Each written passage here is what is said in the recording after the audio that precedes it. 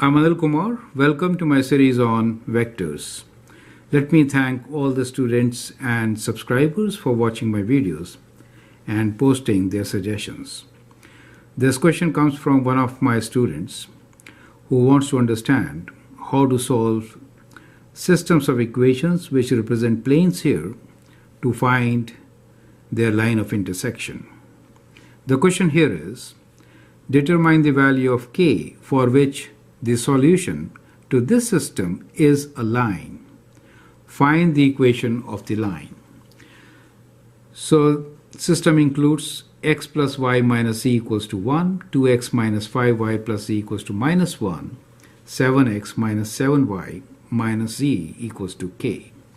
Now there are a couple of ways which we can go about to solve this, but here the best is probably to convert this into an augmented matrix and then solve.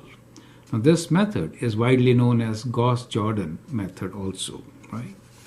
So our step here will be to write augmented matrix and then solve. So there we actually take the coefficients from each equation. xy minus z equals to 1 can be written as 1, 1, minus 1. So these are the coefficients of x, y, z. And a vertical bar separates equal to sign with whatever comes next, which is 1 in this case. Is that clear? So this is called augmented matrix. Then we have 2 minus 5, 1 and minus 1. The last is 7 minus 1 and k. Now when you are preparing augmented matrix, then the idea is to keep the top row most simplest of all, right? So because most of the time we are performing operations with reference to the top row, correct? So that is idea here. Now when we say that we want a line to be the solution, we are looking for all these to be 0. So we'll define a parameter which will be representing the line, right? So that is how we are going to actually solve this. Now let's perform the operations to simplify this augmented matrix. So what we can do here is, our objective basically is to get zeros in these two positions first. That is our first step. So how could I get zeros there?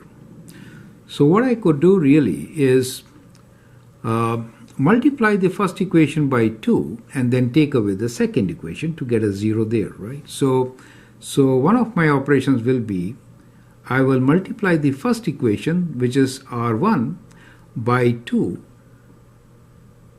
and then take away r2, right? So I'll get 0 here.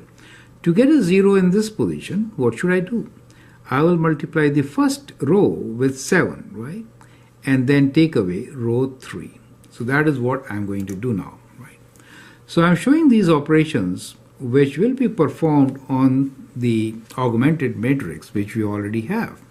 So nothing changes in the very first row. So let me just copy them as such. So we have minus 1, 1. So that is our first row. Second row, when we multiply row 1 by 2, this becomes 2, 2, minus 2 and 2. And from that we are taking these values out. So 2 minus 2 is 0, right? 2 minus 5 gives us 7. Minus 2 minus 1 gives us minus 3. 2 minus 1 gives us plus 3, correct? So that is how we get a second row modified. We have met with the objective of making a 0 here. Now we need 0 in the third row first column. So 7 times this will be 7. 7 take away 7 is 0.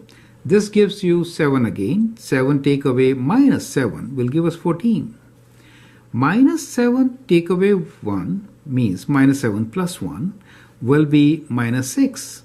And here minus 7 take away, 7, we are doing 7 times. 7 take away k will be 7 minus k.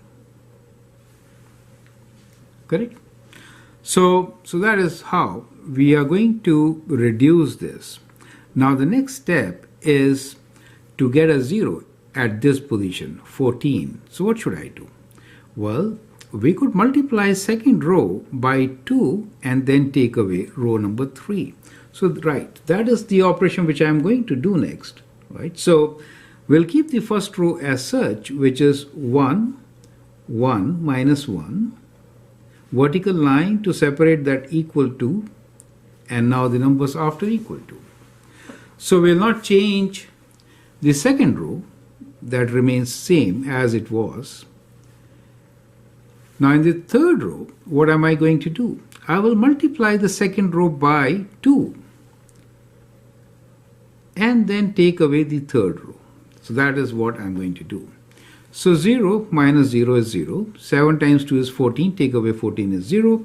Minus 6 is again 0. And when I do this 2 times, I get 6. Now 6 minus this gives us k minus 1. Correct? So we get k minus 1. Now the last row, the third row here is 0, 0, 0, k minus 1. To get a solution, what should k be? K should be 1. Correct? So from here, we can conclude that we want a system solution as a line. To get a line, it is important that we get all these 3 zeros, right? So that means k minus 1 should be equal to 0, and that gives us k equals to 1. So k should be 1 for a line to be a solution in this particular case. Does it make sense to you? Right? So k is 1 for us. Now, if k is 1, then what do we have? Let me rewrite this equation for k equals to 1 right here. Then I get 1, 1 minus 1, 1, 0, 7 minus 3, 3, and 0, 0, 0, 0, right? Since k is 1, 1 minus 1 is 0. Is that clear to you? Right? Now the second part to this is to find the equation of the line. So now let's work towards that. Right? Okay. To find the equation of the line, the last row gives us one solution, and that is that z should be a parameter. So we'll say z equals to t, right? So we'll just assign parameter t, where t belongs to real numbers, as to z. Right? Now the second row gives us the equation 7. 7 is the value for y. 7 minus 3z equals to 3. Now since z is t, I can write here 7y minus 3t equals to 3. That gives us 7y equals to 3 plus 3t, or y equals to 3 over 7 plus 3 over 7t. So we get the value for y also, correct? We can now substitute the values for y and z in the very first row to find the value of x. Perfect? So let's do that now. So in the first row, we have 1, 1 minus 1 equals to 1. That means x plus y minus z equals to 1. So we could write this as x as equal to 1 minus y plus z. So that is x is equals to 1. The value of y is 3 over 7. So we'll do minus of these, right? And then plus z, z is t. That's what we get. Now we can simplify this. We get x equals to common denominator of 7 here. 7 minus 3 is 4. And here we could write common denominator, let me write plus 7 here. So we'll write this first. 7 minus 3 is 4t. Correct? So we get 4 over 7t. Now that gives you what? So we get all the three values, x, y, and z. We get our parameter, right? So from here, we have our solution, and it is, we have, let me rewrite here. Let's write them together here, right? So we have x as this value, y is 3 over 7 plus 3 over 7t, and z is 0 we can write here plus t. Is that okay? So that is the system of equations which we get for the equation of line. Correct? Now if you want to write a vector equation of the line for the same, you could write the equation of the line R as what? I could take this point as 4 over 7. Let me use this different color. 4 over 7, 3 over 7, 0, right, plus t times. Now, here we have 4 over 7, 3 over 7, and 1.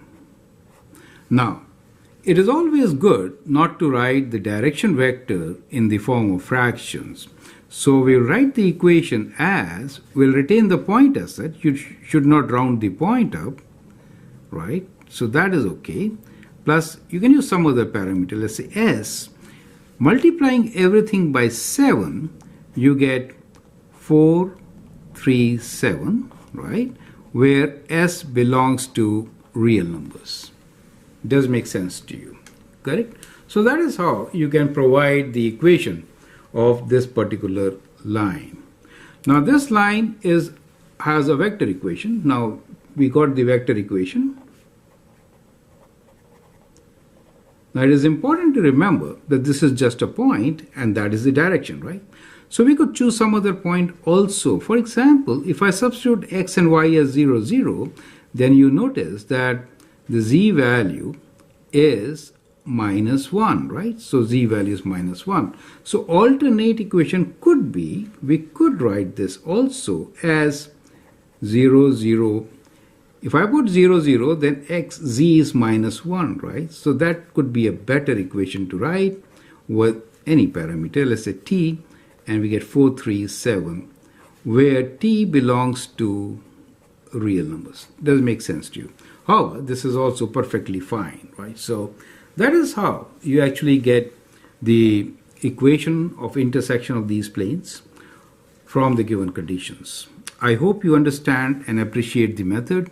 Feel free to write your comment, share your views, and if you like and subscribe to my videos, that'd be great. Thanks for watching and all the best.